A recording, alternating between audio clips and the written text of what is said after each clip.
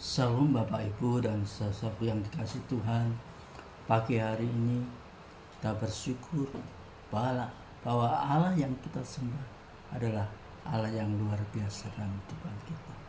Mari pagi hari ini kita akan merenungkan kebenaran firman Tuhan yang terambil di dalam kitab Mazmur pasal 78 ayat 41.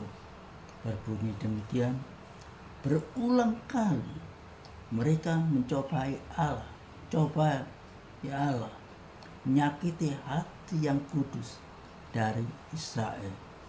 Bapak Ibu dan saudara yang dikasih Tuhan, biar ayat firman Tuhan ini mengingatkan kita untuk sekali bersandar kepada Dia. Amin. Saudaraku, berserahlah kepadanya karena Dia sanggup menolong kita. Jangan berharap pada kekayaan, jangan berharap pada berhala dan pertolongan manusia. Berharaplah hanya kepada Allah. Mengapa kita harus berani mempercayai Allah? Amin. Banyak cara Tuhan untuk menolong saudara dan saya. Kita akan belajar tentang ada 3 alasan kita berani mempercayai Allah. Ada 3 alasannya. Yang pertama adalah firman-Nya tidak berubah. Amin. Firman Allah itu akan membimbing, menuntun, menyertai saudara. Apapun saudara menghadapi persoalan, firman Allah yang akan membimbing, menuntun, mengarahkan hidup kita. Yang terambil dalam Yesaya pasal 40 ayat 8 berbunyi demikian: rumput menjadi kering, bunga menjadi layu, tetapi firman Allah kita tetap untuk selama-lamanya. Bapak, Ibu, dan saudara yang dikasih Tuhan, semua yang ada di dunia ini dapat berubah sewaktu-waktu dalam kehidupan kita. Benar, saudaraku? Janji manusia dapat berubah. Jika Tuhan berjanji melalui kebenaran firman-Nya, maka Dia pasti dapat memberi kepastian dalam kehidupan kita. Langit dan bumi akan berlalu, tetapi firman-Nya kekal untuk selamanya. Amin, saudaraku. Yang kedua, tentang kuasa-Nya tidak terbatas. Amin, saudaraku. Di dalam Yesaya pasal 40 ayat 12 berbunyi: siapa yang menakar air laut dengan lekuk tangannya dan mengukur langit dengan jengkal menukar debu tanah, dengan takaran menimbang gunung-gunung dengan dangsing, atau bukit-bukit dengan raja. Bapak, Ibu, dan saudara yang Tuhan, lihatlah alam semesta, bintang-bintang, bulan, bahkan matahari dan planet-planet di angkasa. Semuanya dapat diukur dengan sejengkal tangannya. Allah kita adalah Allah yang maha besar dan maha kuasa. Amin. Melalui kita berdoa, kita akan menerima kuasa Allah. Amin. Di manakah kita berdoa? Kita dapat berdoa kepada Tuhan dimanapun kita berada. Alkitab mencatat beberapa tempat yang khusus untuk berdoa. Mungkin di kamar secara pribadi. Contohnya di dalam Matius pasal 6 ayat 6. Tetapi jika engkau berdoa, dikatakan, masuklah ke dalam kamarmu, tutuplah pintu, dan berdoalah pada Bapamu yang ada di tempat tersembunyi. Maka Bapamu yang melihat yang tersembunyi akan membalasnya kepadamu. Amin. Bapak, Ibu, dan saudaraku yang dikasihi Tuhan, di sini firman Tuhan mengingatkan kita sebagai anak-anak Tuhan. Jika engkau berdoa, dikatakan, masuk dalam kamarmu, tutuplah pintu dan berdoa. Dia butuh hadiratnya. Mari, saat saudara mau berdoa di kamar, Tuhan pun akan hadir dalam hidupan kita. Bukan Tuhan tidak mendengar persoalan saudara dan saya. Dia pasti hadir dimanapun saudara berharap pada Dia.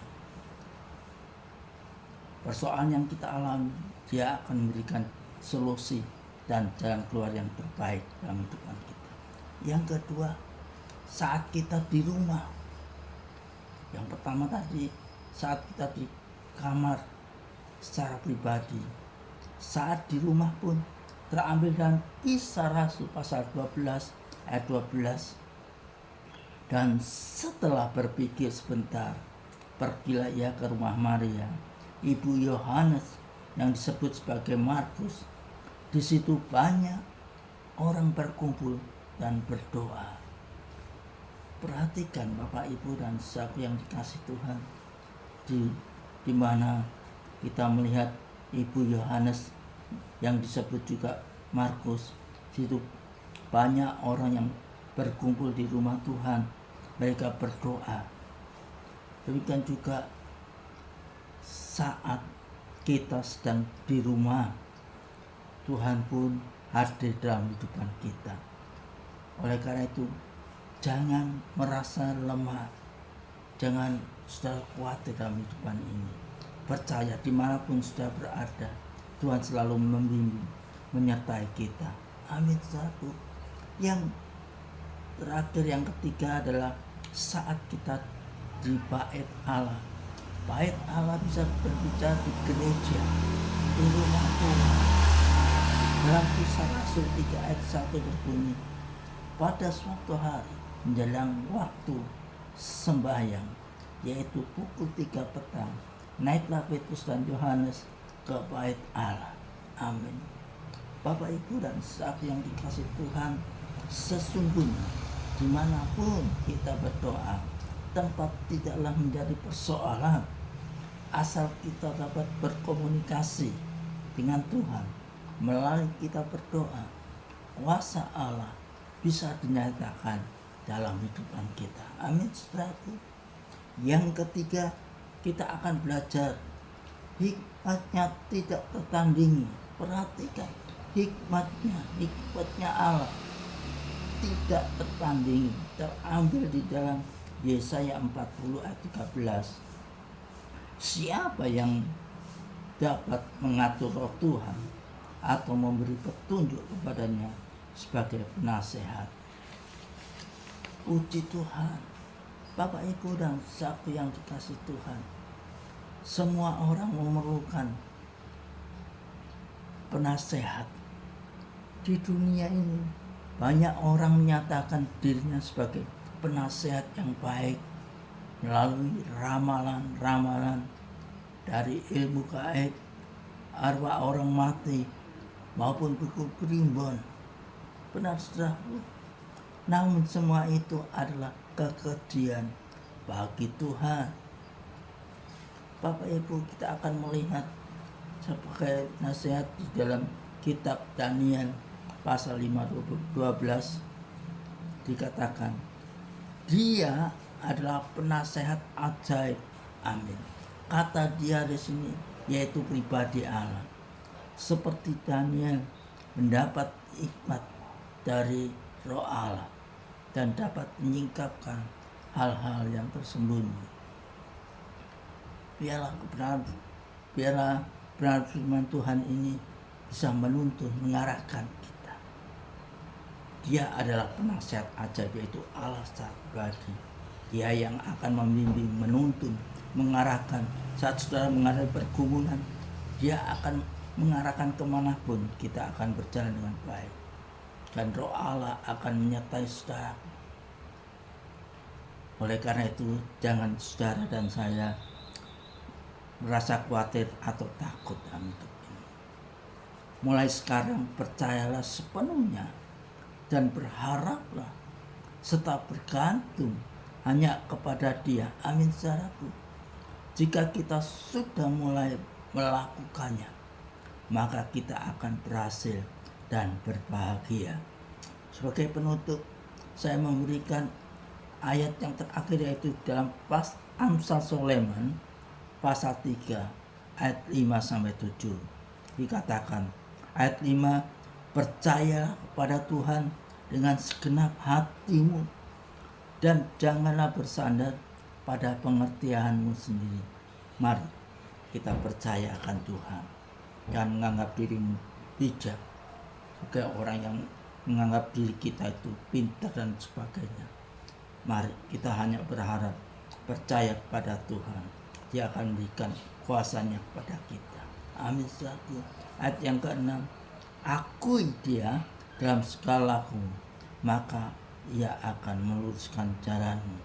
Ayat 7, jangan engkau menganggap dirimu sendiri bijak. Takutlah akan Tuhan dan jauhilah kejahatan. Biar lewat kebenaran firman Tuhan ini saudara merasa terberkati. Kiranya Tuhan memberkati Bapak Ibu dan saudara yang bersedia. Amin. Mari kita berdoa. Bapa, kami bersyukur Engkau Allah yang setia, Allah yang paham akan kehidupan kami. Yang lemah Tuhan berikan kekuatan, yang menghadapi jalan buntu Tuhan selalu buka jalan. Pagi hari ini Tuhan, kami hanya bisa berserah, bisa berharap hanya kepadamu. Apapun yang kami hadapi dalam kehidupan kami sehari-hari, Engkau akan membimbing, mengarahkan anak-anak-Mu dengan bijak. Berkati pergumulan anak-anak-Mu dimanapun mereka berada. Yang sakit Tuhan sembuhkan, yang lemah Tuhan bisa kuat, yang menghadapi jalan buntu kiranya Tuhan selalu buka jalan. Berkati semua anak-anak-Mu dimanapun mereka berada. Berkati setiap hamba-hamba Tuhan, biarlah nama-Mu dipuji dan ditinggikan.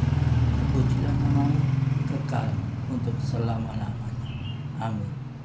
Selamat pagi Bapak Ibu dan sahabat yang kasih Tuhan.